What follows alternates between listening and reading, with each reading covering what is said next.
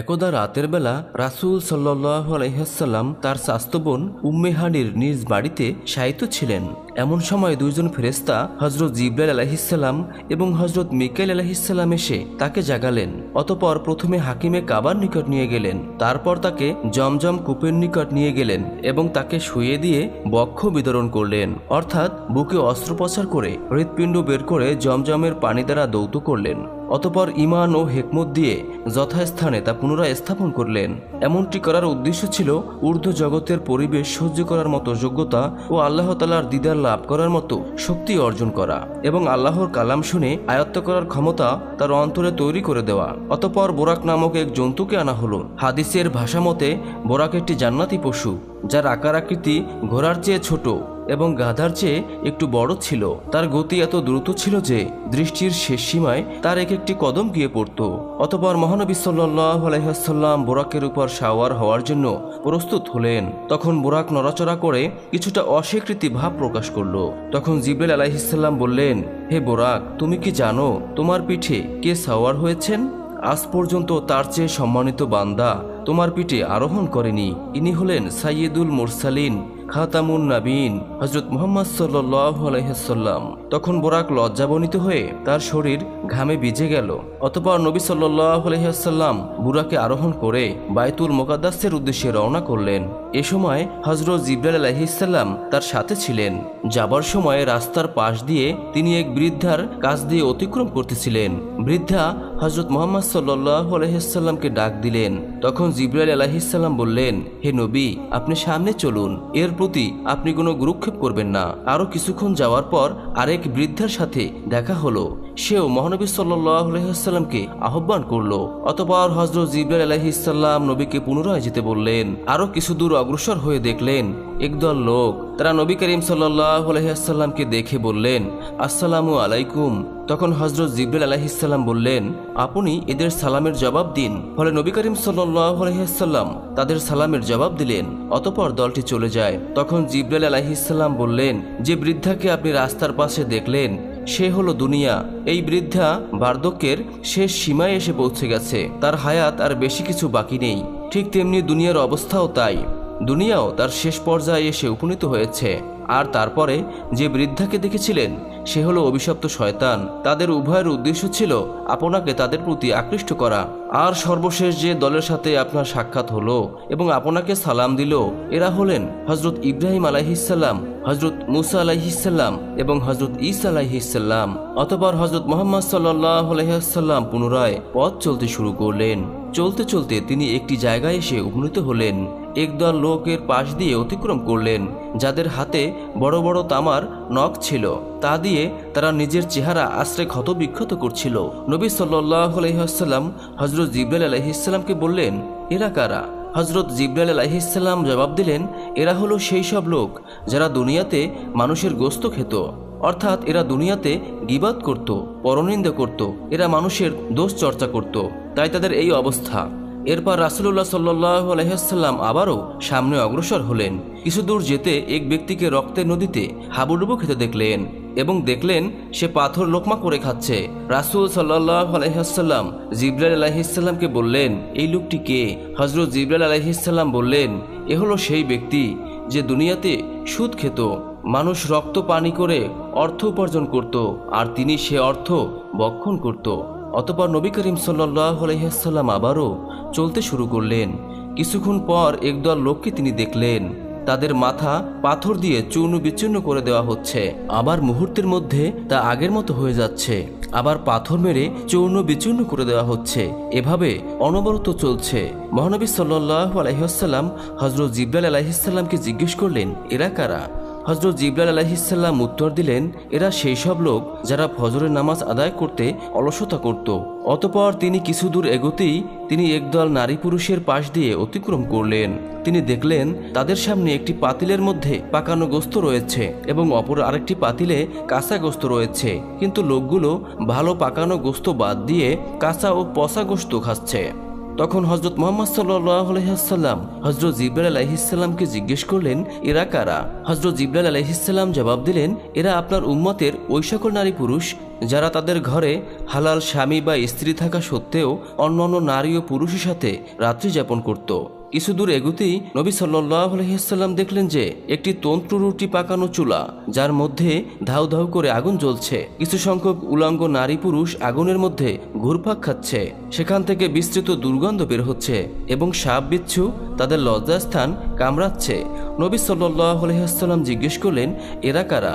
হযরত জিবরাইল আলাইহিস সালাম বললেন, এরা ব্যভিচারিণী নারী এবং পুরুষ যারা বিয়ে না করেই জিনায় লিপ্ত হতো। অতঃপর কিছু দূর অগ্রসর হওয়ার পর দেখলেন এক ব্যক্তি একটি বিশাল লাকড়ির বোঝা জড়ো করছে এবং মাথায় উঠানোর জন্য চেষ্টা করছে এবং ব্যর্থ হয়ে আশেপাশে থেকে আরও কিছু লাকড়ি এনে বোঝা ভারী করে তুলছে, আবারও বোঝা ওঠাতে ব্যর্থ হয়ে আরও লাকড়ি জড়ো করছে। এভাবে ব্যর্থ হচ্ছে এবং আবারও বোঝা ভারী করছে। কিন্তু তার উচিত ছিল যে যখন সে দেখছে যে বোঝা ভারী হয়ে যাচ্ছে তখন কিছু লাকড়ি কমিয়ে নেওয়া, কিন্তু সে বিপরীত কাজ করছে। এই অভিনব কাজ থেকে হযরত মুহাম্মদ সাল্লাল্লাহু আলাইহি ওয়াসাল্লাম হযরত জিবরাইল আলাইহিস সালামের কাছে জিজ্ঞেস করলেন, ব্যাপারটা কি?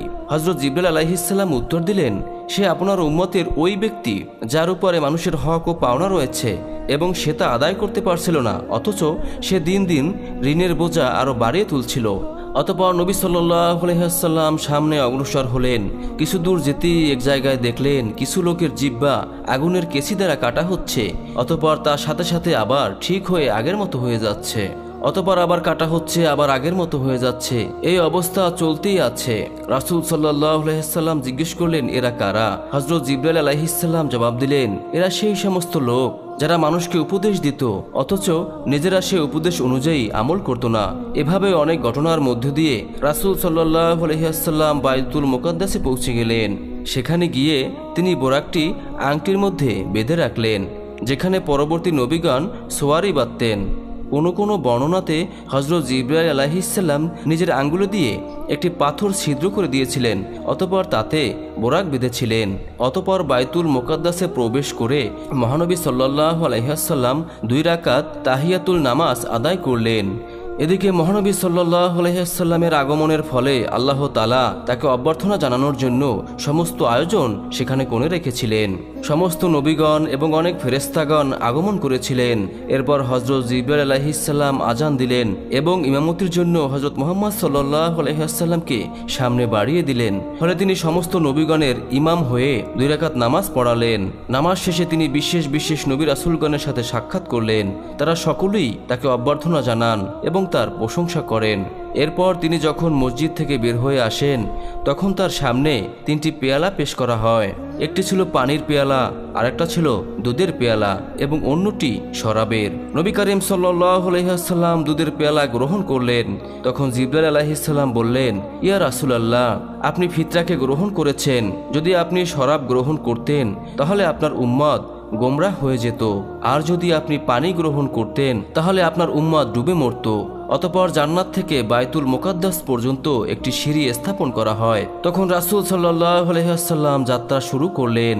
ঊর্ধ্ব আকাশপানে মহান প্রভুর সান্নিধ্য লাভের উদ্দেশ্যে সাথে ছিলেন হযরত জিবরাইল আলাইহিস সালাম সহ আরও অনেক ফেরেশতা। চলতে চলতে এক পর্যায়ে রাসূল সাল্লাল্লাহু আলাইহি ওয়াসাল্লাম প্রথম আসমানে পৌঁছালেন। হযরত জিবরাইল আলাইহিস সালাম দরজায় নক করলেন। ভেতর থেকে দারোয়ান জিজ্ঞেস করলেন, কে? জিবরাইল আলাইহিস সালাম উত্তর দিলেন, আমি জিবরাইল। ভেতর থেকে প্রশ্ন করা হলো, আপনার সাথে কে? হযরত জিবরাইল আলাইহিস সালাম উত্তর দিলেন, রাহমাতাল লিল আলামিন হযরত মুহাম্মদ সাল্লাল্লাহু আলাইহি ওয়াসাল্লাম। আবারও প্রশ্ন করা হলো, তাকে আনতে পাঠানো হয়েছে কি? জিবরাইল আলাইহিস সালাম বললেন, হ্যাঁ। অতঃপর প্রথম আসমানের দরজা খুলে দিলেন। নবী করিম সাল্লাল্লাহু আলাইহি ওয়াসাল্লাম প্রথম আসমানে উঠলেন। উঠেই দেখলেন একজন বৃদ্ধা লোক বসে আছেন। জিবরাইল আলাইহিস সালাম বললেন, হে নবী, আপনি তাকে সালাম করুন, ইনি আপনার পিতা হযরত আদম আলাইহিস সালাম। ফলে মহানবী সাল্লাল্লাহু আলাইহি ওয়াসাল্লাম তাকে সালাম দিলেন। তিনি সালামের উত্তর দিলেন, মারহাবা বলে অভিনন্দন জানালেন এবং কিছু উপদেশ দিলেন। অতঃপর সেখানে মহানবী সাল্লাল্লাহু আলাইহি ওয়াসাল্লাম দেখলেন যে হযরত আদম আলাইহিস সালামের ডান পাশে কিছু মানবাকৃতি এবং বাম পাশে কিছু মানব আকৃতি রয়েছে। যখন ডান দিকে তাকান তখন তিনি আনন্দিত হন, আর যখন বাম দিকে তাকান তখন তিনি কান্নায় ভেঙে পড়েন। রাসূল সাল্লাল্লাহু আলাইহি ওয়াসাল্লাম জিজ্ঞেস করলেন, ভাই জিবরাইল, কারণটা কি? উত্তরে হযরত জিবরাইল আলাইহিস সালাম বললেন, ইয়া রাসূলুল্লাহ, তার ডান পাশে যে আকৃতির মানুষগুলোকে দেখছিলেন এরা হলো আসহাবুল ইয়ামিন, এরা জান্নাতবাসী হবে। আর বাম পাশে যে মানব আকৃতিগুলো দেখছেন এরা হলো আসহাবুল সিমাল, অর্থাৎ এরা হলো জাহান্নামী। তাই যখন তিনি ডান দিকে তাকান তখন তার জান্নাতবাসী সন্তানদেরকে দেখে তার খুশিতে মনটা ভরে ওঠে, আর যখন বাম দিকে তাকান তখন তার জাহান্নামী সন্তানদেরকে দেখে তিনি বেদনায় ভারাক্রান্ত হয়ে পড়েন।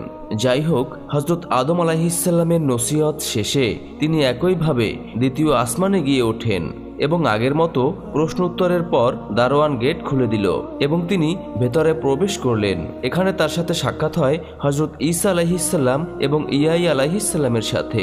এরপর চলে যান তৃতীয় আসমানে, সেখানে সাক্ষাৎ হয় হযরত ইউসুফ আলাইহিস সালামের সাথে।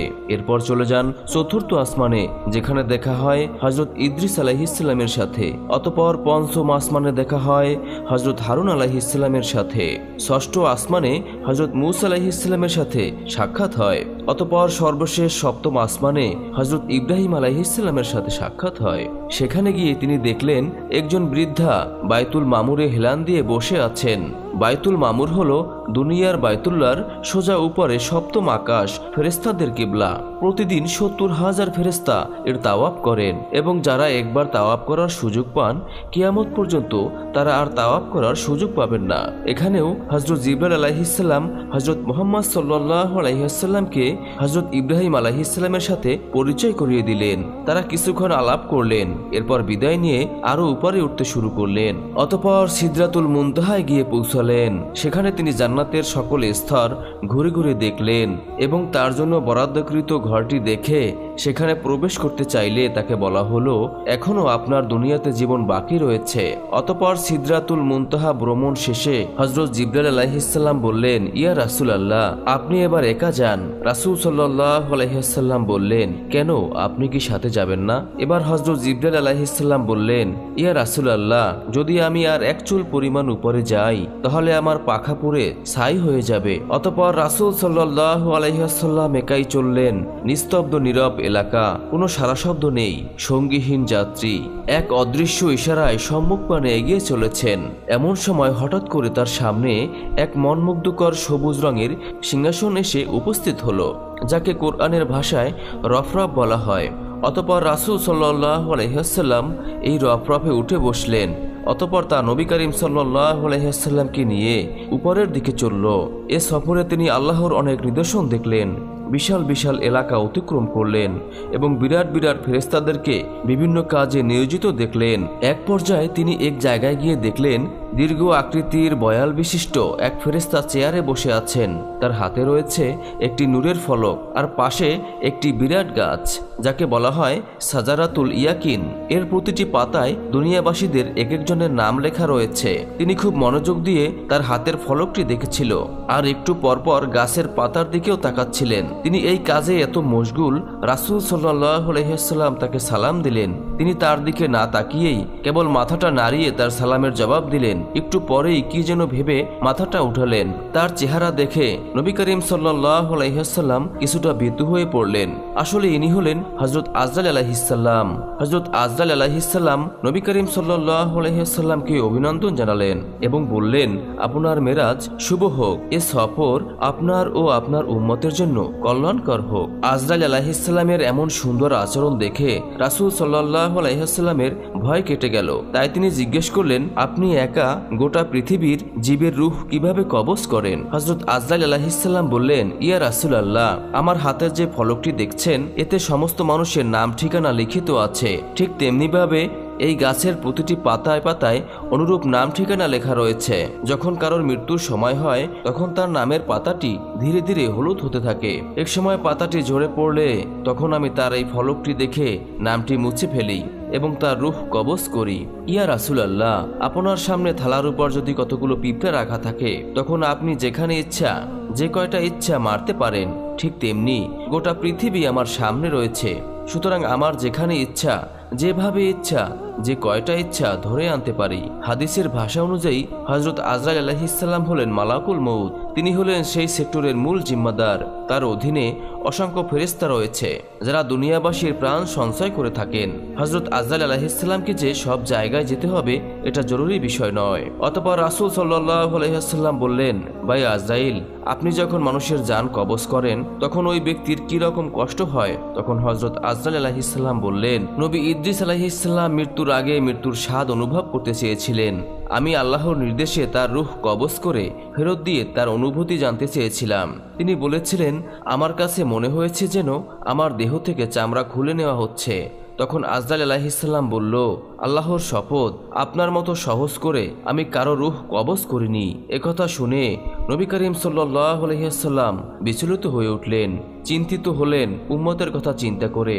তখন হযরত আজরাইল আলাইহিসসালাম বললেন, ইয়া রাসূলুল্লাহ, আপনার উম্মতের মধ্যে যারা নেককার তাদের রূহকে এমনভাবে কবজ করার নির্দেশ দেওয়া হয়েছে যেমন ছোট বাচ্চা তার মায়ের কোলে দুধ খেতে খেতে ঘুমিয়ে যায়, কিছুই টের পায় না। আপনার নেককার উম্মতের অবস্থা ঠিক তেমনই হবে। অতঃপর নবী করিম সাল্লাল্লাহু আলাইহি ওয়াসাল্লাম আরো উপরে চলতে লাগলেন।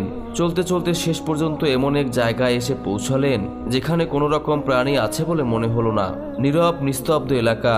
তিনি কিছুটা ভীতু হলেন। এমন সময় গায়েবী আওয়াজ এলো, ইয়া রাসূলুল্লাহ, আপনি বিচলিত হবেন না, আপনি আরশে আজিমের সামনে রয়েছেন।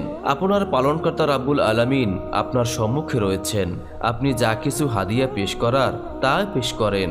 আল্লাহর কথা শুনে রাসূল সাল্লাল্লাহু আলাইহি ওয়াসাল্লাম চিন্তায় পড়ে গেলেন, কি হাদিয়া পেশ করবেন? আল্লাহ তাআলা তো সবচেয়ে ধনী, তিনি তো কিছু খান না। তিনি আরশ কুরসির মালিক, তিনি লৌহে মাহফুজের মালিক, তিনি আসমান জমিনের মালিক, তিনি সকল ধন ভাণ্ডারের মালিক। কোন জিনিস হাদিয়া দিলে তিনি খুশি হবেন? এসব চিন্তা করে সাথে সাথে রাসূল সাল্লাল্লাহু আলাইহি ওয়াসাল্লাম সিজদায় পড়ে গেলেন এবং বললেন, আত্তাহিয়াতু লিল্লাহি ওয়াসসালাওয়াতু ওয়া তাইয়্যিবাত, অর্থাৎ আমার সকল সালাম, শ্রদ্ধা, আমার সব নামাজ এবং সকল প্রকার পবিত্রতা একমাত্র আল্লাহর উদ্দেশ্যে। তখন আল্লাহ তাআলা বললেন, আসসালামু আলাইকা আইয়ুহান নাবিয়্যু ওয়া রাহমাতুল্লাহি ওয়া বারাকাতুহু, অর্থাৎ হে নবী, আপনার প্রতি শান্তি বর্ষিত হোক এবং আল্লাহর বরকত বর্ষিত হোক। উম্মতের কান্ডারি রহমতের নবী যখন দেখলেন শান্তি, বরকত ও রহমত সম্বন্ধ কেবল তার দিকেই করা হচ্ছে, তখন উম্মতের দরদে তিনি বেকুল হয়ে উঠলেন এবং বললেন, আসসালামু আলাইনা ওয়া আলা ইবাদিল্লাহিস সলিহিন, অর্থাৎ এ শান্তি আমার একার নয় বরং আমার সকল উম্মতের উপরে এবং আল্লাহর নেক বান্দাদের উপর বর্ষিত হোক। রাসূল সাল্লাল্লাহু আলাইহি ওয়াসাল্লামের উম্মতের প্রতি এতটা দরদ দেখে আরশ বহনকারী ফেরেশতারা বলে উঠল, আশহাদু আল্লা ইলাহা ইল্লাল্লাহু ওয়া আশহাদু আন্না মুহাম্মাদান আবদুহু ওয়া রাসূলুহু। কথোপকথন শেষে আল্লাহ তাআলা তার বান্দার প্রতি যা প্রত্যাদেশ করার তা করলেন। অতঃপর এই উম্মতকে বিশেষভাবে তিনটি হাদিয়া দিলেন। 1 নম্বর 50 ওয়াক্ত নামাজ, 2 নম্বর সূরা বাকারার শেষ 2 আয়াত, 3 নম্বর মুশরিক ব্যতীত সকলকে ক্ষমার ঘোষণা। এই হাদিয়া নিয়ে রাসূল সাল্লাল্লাহু আলাইহি ওয়াসাল্লাম দরবারের ইলাহি থেকে বিদায় নিয়ে দুনিয়া অভিমুখী রওনা করলেন। আসার পথে সপ্তম আকাশে হযরত ইব্রাহিম আলাইহিস সালামের সাথে সাক্ষাৎ হলো।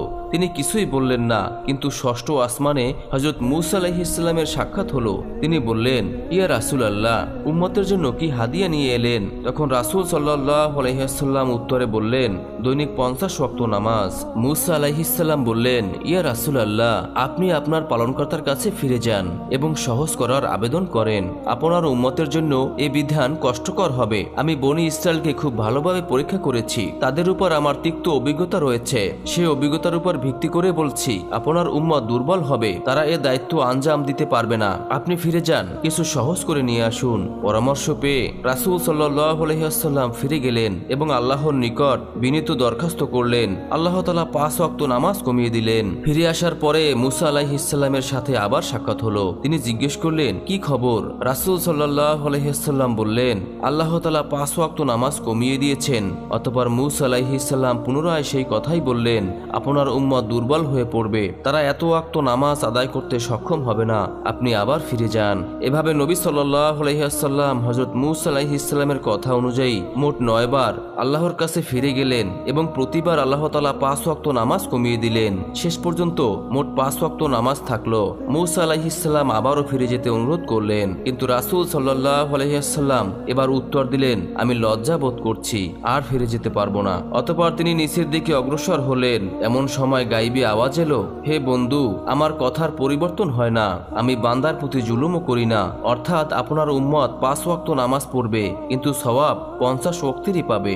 সকালবেলা রাসূল সাল্লাল্লাহু আলাইহি ওয়াসাল্লাম যখন মক্কাবাসীদের সংবাদ দিলেন, আজ রাতে আমি বাইতুল মুকাদ্দাসে গিয়েছিলাম এবং সেখান থেকে উর্দু আকাশে আরশে আজিম পর্যন্ত ভ্রমণ করে আল্লাহর কালাম দিদার লাভ করে পুনরায় সকাল হওয়ার পূর্বে পৃথিবীতে চলে এসেছি। তখন কথা শুনে মক্কার কাফেররা হাসাহাসি শুরু করলো, অতঃপর তালি বাজাতে লাগলো। তারা হযরত আবু বকর রাদিয়াল্লাহু তাআলা আনহুর কাছে গিয়ে বলল, দেখো আমাদের সাথে আজকে কি অদ্ভুত কথা বলছেন। তিনি নাকি আজ রাতে 7 আসমান পেরিয়ে আরশে আজিমের নিকট গিয়ে আল্লাহর দিদার লাভ করেছেন, আবার পুনরায় ফিরে এসেছেন। এটা কি সম্ভব? এটা কি তুমি বিশ্বাস করবে? তখন আবু বকর রাদিয়াল্লাহু তাআলা আনহু বললেন, এমন কথা কে বলেছে? এ কথা কি মুহাম্মদ সাল্লাল্লাহু আলাইহি ওয়াসাল্লাম বলেছেন? তারা উত্তর দিল, হ্যাঁ। তখন হযরত আবু বকর রাদিয়াল্লাহু তাআলা আনহু বললেন, শুনে রেখো, আমি আল্লাহর কসম করে বলছি, জমিন তার জায়গা ছেড়ে চলে যেতে পারে, আসমান বদলে যেতে পারে, চন্দ্র ও সূর্য আলোশূন্য হয়ে যেতে পারে, কিন্তু আমার মাহবুব হযরত মুহাম্মদ সাল্লাল্লাহু আলাইহি ওয়াসাল্লাম কখনো মিথ্যা বলতে পারে না। এরপর তারা রাসূল সাল্লাল্লাহু আলাইহি ওয়াসাল্লামকে পরীক্ষা করার জন্য বিভিন্ন বিষয়ে জিজ্ঞেস করতে লাগলো। এই বিষয়টি নিশ্চিত হওয়ার জন্য যে তারা বাইতুল মুকাদ্দাসে একাধারে 17 বছর অবস্থান করেছে এমন একজন ব্যক্তিকে এনে তার সামনে দাঁড় করিয়ে দিল। লোকটি থেকে জিজ্ঞাসাবাদ শুরু করলো, আচ্ছা বলুন তো, বাইতুল মুকাদ্দাসের দরজা কয়টা এবং জানালা কয়টা? রাসূল সাল্লাল্লাহু আলাইহি ওয়াসাল্লাম কিছুটা বিব্রতকর অবস্থায় পড়ে গেলেন, কেননা তিনি তো বাইতুল মুকাদ্দাসের জানালা ও দরজা গুনতে সেখানে যাননি। এই অবস্থায় আল্লাহ তাআলা তার সহায় হলেন, গোটা বাইতুল মুকাদ্দাসকে তার সামনে তুলে ধরলেন। রাসূল সাল্লাল্লাহু আলাইহি ওয়াসাল্লাম দেখে দেখে গুনে গুনে বলে দিলেন, সুবহানাল্লাহ।